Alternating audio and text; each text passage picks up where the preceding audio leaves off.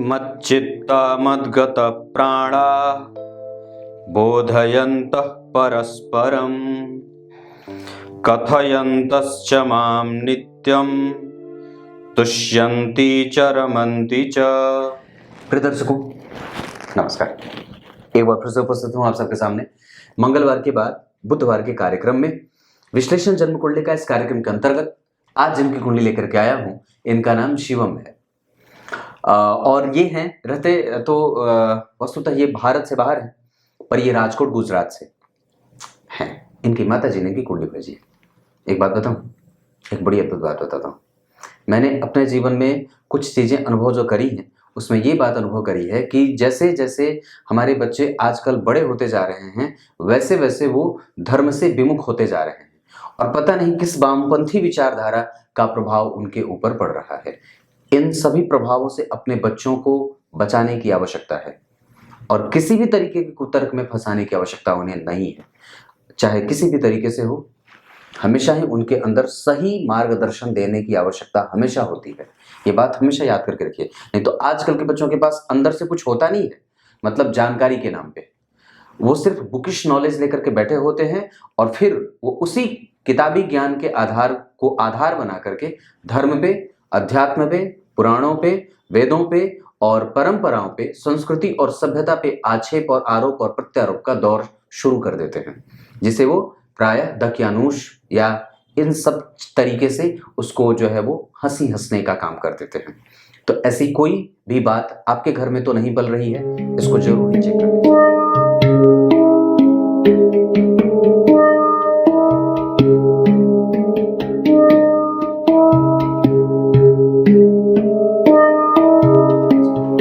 फाल्गुन माह में जन्मे होने के कारण सबसे पहले बता दूं, व्यक्ति प्रेमी किस्म का होता है।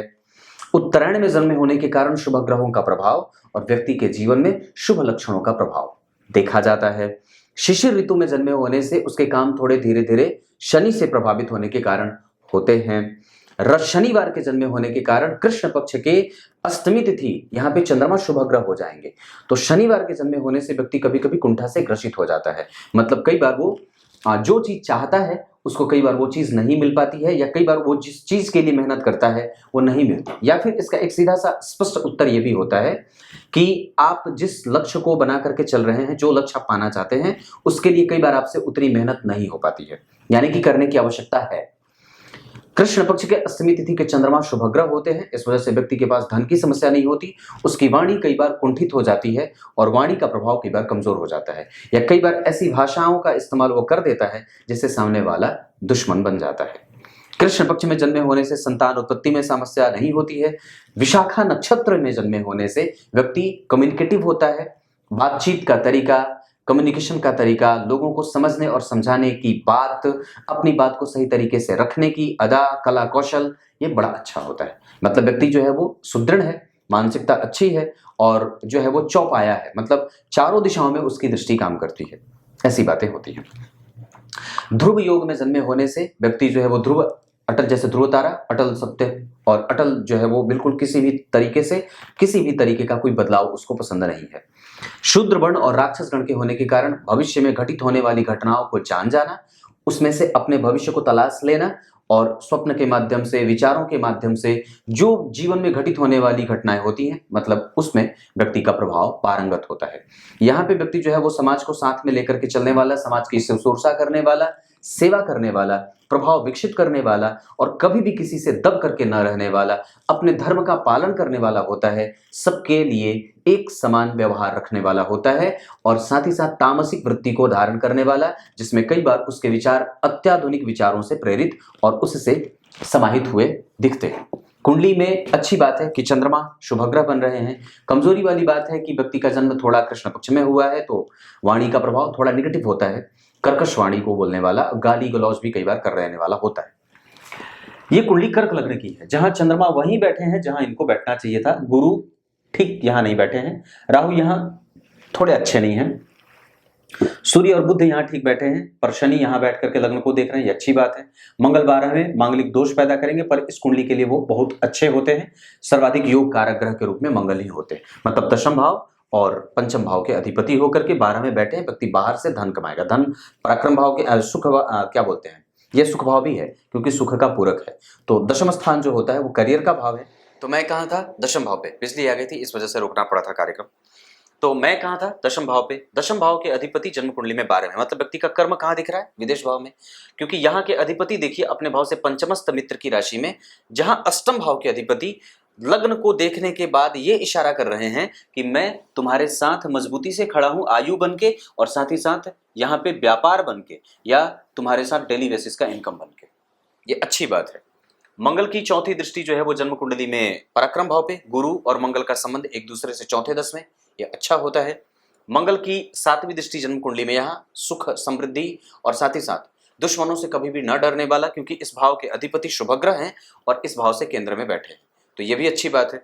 गुरु और मंगल का केंद्र में होना, मंगल का बुध की राशि को देखना, और तृतीय भाव के अधिपति होकर के, ध्यान से देखिए, तृतीय भाव के अधिपति होकर के अष्टम भाव में बैठना सूर्य के साथ, जो कि धन भाव के अधिपति है। धन कमाने के लिए पराक्रम भी करना है क्योंकि पराक्रम का संयोग हुआ, और विदेश भाव में जाके बसना है, विदेश में बसे। क्लियर है? और वो मजबूत कितना? तो जन्म कुंडली में सूर्य जो बैठे हैं वो आपको परिणाम आधा देंगे, मतलब मशक्कत बाकी रहेगी, हो सकता है वहां पे परमानेंट वीजा वगैरह बनाने में। बुध जो है वो 16 डिग्री के हैं, अवस्था ठीक है, इस वजह से आपकी बुद्धि काम करती रहेगी और कम से कम आप अपने आप को अपग्रेड करते रहेंगे। मंगल की 8वीं दृष्टि यहाँ पे शनि मंगल का प्रभाव है, गुरु की नीच दृष्टि है, चंद्रमा इस भाव से केंद्र में है, इस वजह से ये भाव संतुलित नहीं है, और या फिर वो कंफ्यूजन में भी हो रहा है। हालांकि सप्तम भाव के अधिपति का यहाँ बैठना और केतु की दृष्टि, मंगल की 8वीं दृष्टि, गुरु की 5वीं दृष्टि, और यहाँ से चंद्रमा केंद्र में, इस भाव को जरूर ही कंफ्यूजन में डाल रहे हैं। इस वजह से कई बार विवाह विलंब से होता है, या कई बार दाम्पत्य देर से शुरू होता है। इसका मतलब है कि हमें सबसे पहले इस कुंडली में जिस चीज को बल देने की आवश्यकता है वो है कि जन्म कुंडली के दूसरे भाव के अधिपति सूर्य, जो जन्म कुंडली में अष्टम भाव में बैठे हैं, और अपनी 7वीं दृष्टि से द्वितीय भाव को देख करके आपकी कुंडली में विवाह के जो रिश्ते आते हैं उसमें थोड़े से विलंब के भाव जागृत कर रहे हैं। क्योंकि इस भाव के अधिपति के ऊपर गौर करिए तो किसी भी शुभ ग्रह का कोई प्रभाव नहीं है, उल्टा उसके ठीक पीछे शनि बैठे हैं, जो द्वितीय भाव का प्रभाव कमजोर कर रहे हैं। सूर्य से चतुर्थस्थ राहु केतु का बैठा होना, ये सूर्य का प्रभाव कमजोर करेगा, इस वजह से कई बार व्यक्ति के लिए विवाह देर से होने के संकेत मिलते हैं। ये तो पहली बात थी, दूसरी बात थी, तीसरी बात थी। तो मंगल की दृष्टि यहाँ पे थोड़ी कमजोर, हालांकि उच्च के हैं, इस वजह से शनि मंगल का प्रभाव, शनि मंगल राहु केतु का प्रभाव जब जन्म कुंडली के सप्तम भाव पे होगा तो धन कमाने के लिए व्यक्ति को इधर उधर भटकना पड़ता है, यात्राएं करनी पड़ती है। कर्क लग्न जल तत्व की राशि है, मूलतः ये यहाँ की राशि जो लग्न में बनी, यानी कि माता का सुख व्यक्ति के पास बहुत अच्छा होता है। पिता का सुख जन्म कुंडली में थोड़ा कमजोर देख रहा हूं, क्योंकि सूर्य भी अष्टम में है, बहुत अच्छे नहीं है, और पिता के अधिपति भी बहुत अच्छे नहीं है, ये बात दिख रही है।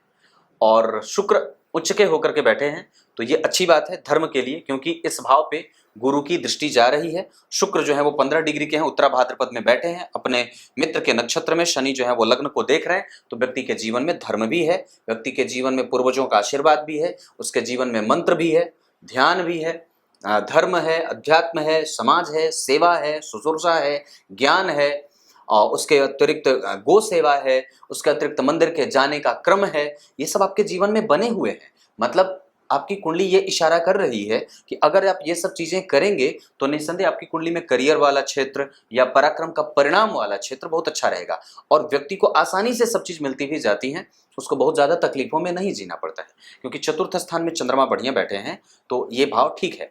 और एक बात और भी है कि कर्क लग्न की कुंडली के लिए शुक्र अच्छे नहीं होते, क्योंकि एकादशवें और चतुर्थ भाव के अधिपति होकर के अगर उच्च के होकर के बैठे हैं तो गौर करिए तो चतुर्थ स्थान के अधिपति और लाभ भाव के अधिपति होकर के अगर उच्च के बैठेंगे और अवस्था ठीक बैठी है, इस वजह से व्यक्ति को लाभ मिलता रहे।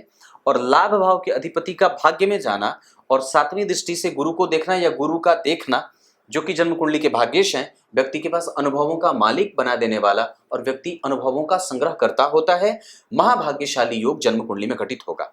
इस कुंडली में यहीं पे धन भाव की अगर चर्चा कर लें तो लग्न के अधिपति का चतुर्थ में जाना महाधनी योग, धन भाव के अधिपति का धन को देखना महाधनी योग, पराक्रम भाव के अधिपति का जन्म कुंडली के नीचाभिलाषी होना, लेकिन उस भाव में शुभ ग्रह और शुक्र की दृष्टि जन्म कुंडली में पॉजिटिव अप्रोच रखे पर थोड़े कम, क्योंकि तृतीय भाव में शुभ ग्रह की राशि का बनना अच्छा नहीं होता और शुभ ग्रह का बैठना अच्छा नहीं होता, इस वजह से ये बात देखी जा रही है। चतुर्थ स्थान में शुभ ग्रह की राशि का बनना और शुभ ग्रह का बैठना, इस भाव के अधिपति का त्रिकोण में जाना, ये अच्छी बात होगी, जहां व्यक्ति के संपूर्ण मानसिक सुख, मेंटल स्टेबिलिटी और माता से प्रेम, माता से स्नेह, माता का जो है वो प्रभाव जीवन पे, मातृ सुख, इन सब चीजों में व्यक्ति को दिक्कत नहीं होती है। और व्यक्ति कहीं ना कहीं एक अलग तरीके से माता के साथ उसके भाव विकसित होते हैं, जो कई बार बहुत ज्यादा इमोशनल होते हैं, जो अंत में जाकर के कई बार प्रभाव पत्नी के पड़ जाने से उसको जो है वो उसमें कमजोरी देखी जाती है, ये बात भी देखी जाती है। वहीं पंचम भाव के अधिपति का 12वें जाना, ये योग कारक ग्रह मंगल कर्क लग्न की कुंडली के लिए और सिंह लग्न की कुंडली के लिए सर्वाधिक योग कारक केंद्र और त्रिकोण के अधिपति होकर के 12वें, इस वजह से कई बार व्यक्ति की शिक्षा बाधित होती है, या कई बार उसको जिस क्षेत्र में पढ़ाई वो कर रहा होता है, नौकरी अलग तरीके से करता है, या छोटी उम्र में ही बहुत बड़ा दबाव झेलना पड़ता है, या कई बार खुद के पैरों पर ही सारी महारत हासिल करनी पड़ती है। ये बात भी कुंडली में दिख रही है। छठे भाव के अधिपति का अपने भाव से चतुर्थस्थ जाना, जहां छठे भाव को बल दे, वहीं मंगल की दृष्टि और इस भाव के अधिपति को शुक्र का देखना, जो लाभ भाव के अधिपति हैं, दारिद्र दोष भी पैदा करता है। इस कारण से व्यक्ति को कई बार आरंभ में छोटे पैसों पे नौकरी करनी पड़ती है, या कई बार शनि मंगल राहु केतु की दशाओं में ये बात दिखते बन रही है। पर वस्तुतः आपकी कुंडली का छठा भाव ठीक बना है, इसे मैं कमजोर नहीं कहूंगा। हाँ, लेकिन यहाँ पे शुभ ग्रह की राशि का बनना भी अच्छा नहीं होता, लेकिन विषम संख्या की राशि का बनना अच्छा होता है, ये एक अच्छी बात है। वहीं सप्तम भाव के अधिपति का सप्तम में बैठना, सम संख्या की राशि बनी है, ग्रह वहीं बैठा है, इससे केंद्र में चंद्रमा है, गुरु की दृष्टि पड़ रही है, मंगल की उच्च राशि पड़ रही है और केतु की दृष्टि पड़ रही है। तो कहीं ना कहीं इसे पॉजिटिविटी ज्यादा है, नेगेटिविटी थोड़ी कम है, क्योंकि भाव का अधिपति अगर वहां बैठा है तो निसंदेह उस भाव से संप्रेषित जितने भी दुर्गुण होंगे, जो भी उससे नेगेटिव रोशनी आएगी वो कम हो जाएगी। क्योंकि एक अलग तरीके से तो भाग्येश जो है वो जन्म कुंडली के सप्तम भाव को देख रहे हैं, चाहे नीचे देख रहे हो, जिसका कि मैं समझता हूं कि जातक को डेली बेसिस का इनकम, उसका छोटा समाज हो, जो एक्टिविटी वो करता है, दिनचर्या जो है वो थोड़े आलस्य से ही बीतती है, वो थोड़ा धीरे धीरे काम करता हो, या फिर उसके जीवन में जो गति होती है बढ़ने की वो स्लोली स्लोली होती है, ऐसी स्थितियां देखने को मिल रही हैं। मतलब विवाह हो जाए देर से, बालों से संबंधित समस्या हो, नेत्रों से संबंधित समस्या हो, पेट से संबंधित समस्या हो, उसके बाद आप धीरे धीरे काम करते हो, देर तक जागते हो, देर तक सोते हो, प्रैक्टिकल विचारधारा रखते हो, और कई बार लोगों को सामने से मदद करने की इच्छा होती है, पर कई बार उतने पैसे नहीं होते, उतने सोर्स नहीं होते, जिसके कारण व्यक्ति को कई बार संकुचित होना पड़ता है। पर फिर भी आपकी कुंडली का सबसे मजबूत भाव धर्म भाव ही बना हुआ है। इस वजह से आप समाज के लिए, देश के लिए, ब्राह्मणों के लिए जितनी भी आवश्यकता है उनकी पूर्ति कर सकते हैं। मैं समझता हूं कि इनके नाम पर अगर प्रत्येक दिन या प्रत्येक पल, प्रत्येक हफ्ते में, एक हफ्ते में इनके नाम पर कुछ पूजा पाठ वगैरह करवाया जाए तो और भी ज्यादा इनके विकास की उत्तरोत्तर वृद्धि होते देखी जाएगी। अष्टम भाव में सूर्य और बुध का बैठा होना, और ये अच्छी बात होगी। मैं समझता हूं कि व्यक्ति डीप थॉट करता है, क्रिएटिविटी उसमें होती है, क्योंकि वो चतुर्थ भाव से या पंचम भाव से जो है वो चतुर्थस्थ बैठे हैं, जहां के अधिपति 12वें गए हैं। और गौर से देखिए तो शनि जो कि अष्टम भाव के अधिपति इस कुंडली के लिए मारक होते हैं, और जन्म कुंडली में शनि मंगल राहु केतु के प्रभाव से कहीं ना कहीं शनि मंगल राहु केतु की दशाओं में व्यक्ति को दिक्कत भी होती है, जहां पे कई बार आप ये सोचते हैं कि कारक ग्रह मंगल परिणाम अच्छा क्यों नहीं दे रहा है। इस वजह से कई बार व्यक्ति के व्यय में असंतुलन पैदा होता है। इस वजह से व्यय पे नियंत्रण रखने की आवश्यकता इस कुंडली को महसूस हो रही है। सूर्य और बुध का प्रभाव अच्छा रहेगा, यहाँ व्यक्ति धार्मिक होगा, प्रबुद्ध होगा, बौद्धिक होगा, स्तर उसका बहुत अच्छा होता है, सोचने समझने की क्षमता बड़ी अच्छी होती है, याददाश्त क्षमता अच्छी होती है। वाणी का प्रभाव थोड़ा कमजोर जरूर होगा, क्योंकि गुरु और बुध एक दूसरे से षडाष्टक में है और गुरु और चंद्रमा एक दूसरे से द्विद्वादश में है। ऐसी स्थिति में व्यक्ति कई बार जिद्दी बहुत ज्यादा हो जाता है। दशम भाव, नवम भाव की स्थिति बहुत अच्छी बात है, और इस वजह से इनकी कुंडली में जो दशम भाव है उसका प्रभाव भी बढ़ेगा। और यहाँ पे शुक्र की स्थिति जो जन्म कुंडली में व्यक्ति को अपने अंडर में लोगों को रख करके खटाने वाला, नौकर चाकर से युक्त, छत्र छाया से युक्त, पदस्थ अधिकारी बनने वाला, पद पे काम करने वाला, अपने मिल का मालिक स्वयं होता है, और किसी से भी उसको कई बार कभी भी जीवन में सहयोग की आवश्यकता नहीं पड़ती है, उसको कभी भी किसी के पास हाथ पछाड़ने की आवश्यकता नहीं पड़ती है। विशेषतया मैं समझ रहा हूँ कि इनकी कुंडली में शुक्र जो है वो जो स्थिति में बैठे हैं, जैसे 15 डिग्री के बैठे हैं, अवस्था उनकी जो है वो ठीक ठाक है, खराब नहीं है, मतलब वो परिणाम देंगे और 100% है, लेकिन वो इस कुंडली में अशुभ होते हैं। क्योंकि वो जन्म कुंडली में एकादशवें भाव के अधिपति हैं, जो पापी भाव होता है। तो एक अलग तरीके का बल मिलेगा धर्म में, अध्यात्म में, व्यक्ति के अनुभवों में, पर उसके एक अलग नेचर जो मिलेंगे वो व्यक्ति को कई बार घमंडी बना देते हैं, इगोइस्टिक बना देते हैं, क्योंकि सूर्य पहले ही अष्टम में है और मंगल पहले ही 12वें में है, गुरु पहले ही तीसरे में है। तो तीनों नैतिक मूल्यों के जो जिम्मेदार ग्रह होते हैं, गुरु, सूर्य और मंगल, वो तीनों छटक रहे हैं।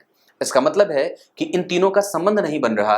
इस कारण से व्यक्ति को सबसे पहले बहुत ज़्यादा जो है वो तार्किक नहीं होना चाहिए, बहुत ज़्यादा जो है वो कॉन्फिडेंशियल नहीं होना चाहिए, बहुत ज़्यादा जो है वो प्रैक्टिकल नहीं होना चाहिए। धर्म पे, अध्यात्म पे, पूजा पे, पाठ पे, मंत्र पे, इन सब चीज़ों पे भरोसा हमेशा ही कायम रखने की आवश्यकता है, क्योंकि आपके पास धर्म है, आपके पास पूर्वजों का आशीर्वाद है, आपके पास ज्ञान है, आपके पास अनुभव है, आपके पास सब चीज़ें हैं, आपके पास धन और ऐश्वर्य की कोई कमी कभी भी मैं महसूस नहीं कर रहा। क्योंकि वस्तुतः जरा विचार करें तो 2 नंबर की राशि लाभ भाव में बैठी है, जो कहाँ बनती है, मूलतः यहाँ। और यहाँ पे क्या लिखा है, 5 नंबर। तो 5 नंबर के अधिपति जन्म कुंडली में 11 नंबर में बैठे, यानी कि सूर्य वस्तुतः यहाँ बैठे। तो इस कारण से व्यक्ति का काम कभी भी पैसे के कारण नहीं रुकता है। मंगल और सूर्य जो है वो एक दूसरे से नवम पंचम में, ये अच्छी बात है, दोनों मित्र। और वस्तुतः सूर्य जो होते हैं वो इस कुंडली के लिए द्वितीयेश होते हैं।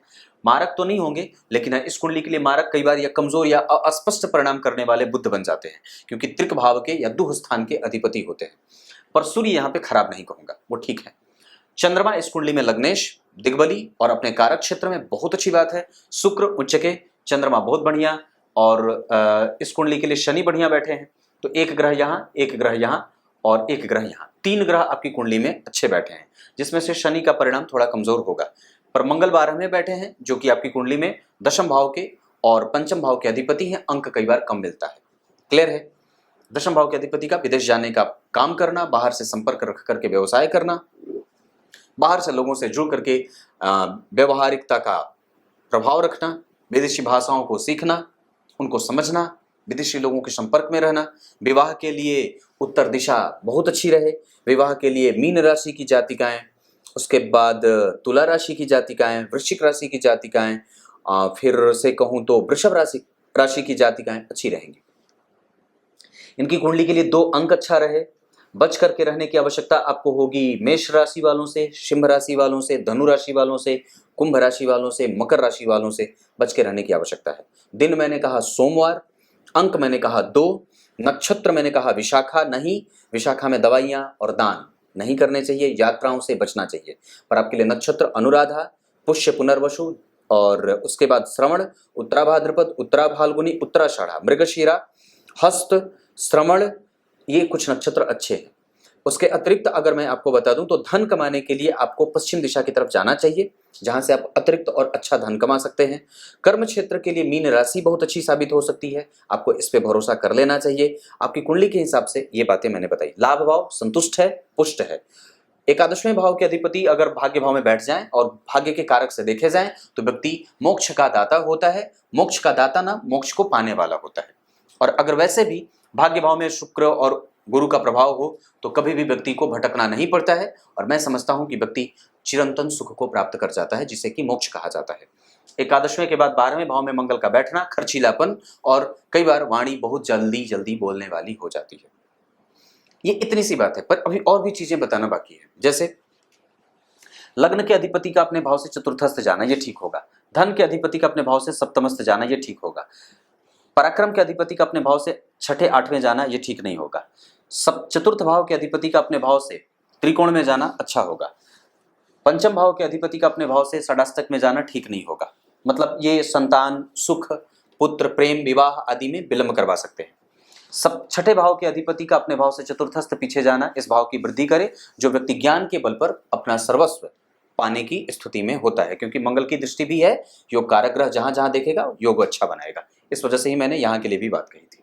सप्तम भाव के अधिपति का सप्तम में बैठना, ये डेली बेसिस का इनकम और व्यक्ति का व्यापारिक क्षेत्र बहुत अच्छा बनाए, क्योंकि गुरु यहाँ पे उच्च के हो जा रहे हैं, सूर्य नीच के हैं। जो यहाँ पे सूर्य कुंभ राशि के बैठे थे, यहाँ वो तुला के हो रहे हैं लाभेश होकर के। लेकिन यहाँ शुक्र जो है वो जन्म कुंडली में धन भाव में अच्छी स्थिति, और चंद्रमा जन्म कुंडली में भाग्य भाव में अच्छी स्थिति है। मंगल और बुध का एक साथ बैठना, यहाँ पे कई बार चीजें शनि और बुध के परिवर्तन से संतुलित हो जाएंगी। पर वस्तुतः यहाँ पे नीच के सूर्य व्यक्ति के कई बार नेचर को कमजोर कर सकते हैं, या कई बार व्यक्ति के पत्नी को मोरली कमजोर करते हैं। मोरालिटी जो होती है वो थोड़ी कमजोर होती है। आप खुद का काम अवश्यम भावी निश्चित रूप से कर सकते हैं। काम करने के बाद भी वो संतुष्टि थोड़ी कम मिलेगी। व्यापार खुद का कर सकते हैं, अनुभव है। और मैं समझता हूं कि यश, कीर्ति, मान सम्मान, पद प्रतिष्ठा, इन सब चीजों के लिए आपको अपने सेहत पे ध्यान देने की आवश्यकता भी होगी। पेट आपका कमजोर हो सकता है, हड्डियां कमजोर हो सकती हैं, वात, पित्त और कफ की स्थिति इस कुंडली में कमजोर हो सकती है। और मैं समझता हूं कि आपकी कुंडली में पेट सबसे ज्यादा कमजोर हो सकता है। ये इतनी सी बात है। षडबल में मंगल और शनि बहुत अच्छे हैं। तकनीक, ट्रांसपोर्ट और केमिकल, इन सब क्षेत्रों से जुड़ करके आप काम कर सकते हैं। कंस्ट्रक्शन आदि भी चीजें बनती हैं। सूर्य आधा फल करेंगे, जिस नक्षत्र में बैठे हैं वो उनको ऊर्जा दे रहा है। चंद्रमा कम्युनिकेटिव और बिल्कुल ही शांत और सोबर नेचर का बनाएंगे। माता का सुख और माता का लाभ व्यक्ति को मिलता रहेगा। मंगल अच्छे परिणाम देंगे, आपके व्यय को, आपके प्रभाव को, आपके पराक्रम को संतुलित करने का काम करेंगे। हालांकि कई बार ज्यादा दूर जाने वाली जो बात है वो मंगल के कारण ही हो रही है। बुध नहीं है अच्छे, इस वजह से वाणी को संयमित करने की आवश्यकता है और चपलता बहुत ज्यादा दिखाने की आवश्यकता मैं नहीं महसूस करता हूं। बहुत ज्यादा जो है वो चपल चंचल चालाक मत बनिए। उसके बाद गुरु जो है वो बहुत अच्छे बैठे हैं, वो अपना परिणाम देते रहेंगे। शुक्र जो है वो जन्म कुंडली में शत्रुता का भाव जरूर है उनके पास, पर फिर भी मैं समझता हूं कि वो आपको धर्म से, अध्यात्म से, पूजा से, पाठ से थोड़ा बहुत जो है वो व्यक्ति कई बार चाह करके भी उतना उसको नहीं दे पाता है। ऐसी स्थिति भी बनती है, क्योंकि गुरु के ऊपर गौर करें तो केतु की दृष्टि है। अनुभव रहेगा पर व्यक्ति कई बार करना नहीं चाहता है, या कई बार कहे कि मैं करता हूं पर क्रियात्मक रूप से नहीं करता, मतलब एक्टिविटी नहीं करता पर मन से भगवान को मानता।